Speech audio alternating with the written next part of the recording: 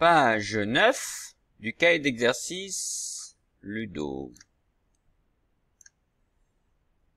Premier exercice, regardez, il y a encore, avec le crayon à papier, un cercle, ça veut dire qu'il faut en, ça c'est le en de vendredi, entoure toutes les lettres I, le I en script, en capital, en lettres capitales, en minuscule attaché, en majuscule attaché.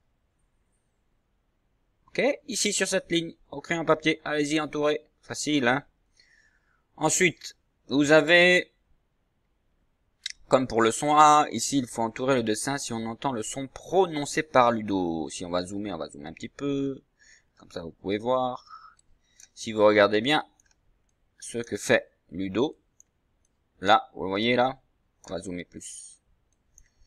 Là, vous voyez ici, ça c'est le son, on l'a déjà fait ensemble. Le son de Madame I, le son I. Donc Ludo ici, il prononce le son I. I.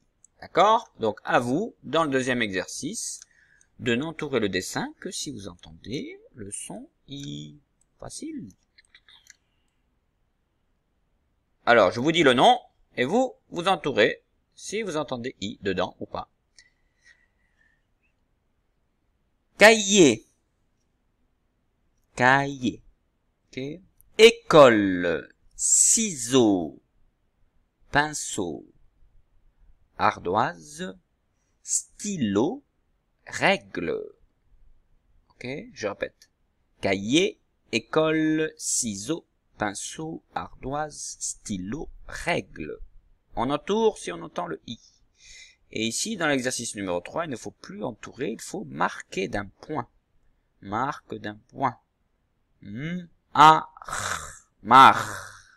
Le monstre, monsieur A, le robinet. Marque d'un point la syllabe dans laquelle tu entends le son I. Toujours pareil. Vous avez les syllabes ici.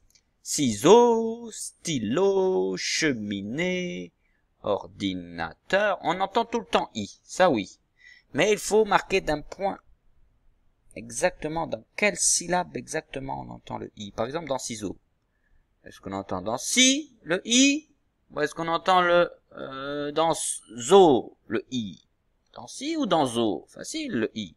Ok, vous marquez dans quelle syllabe vous entendez le son I dans ciseaux. Après l'exercice numéro 4, c'est assez facile. Vous tracez la lettre I. Je vais la tracer avec vous. On l'a déjà tracé ensemble. Hein. Ce sont des révisions là. I.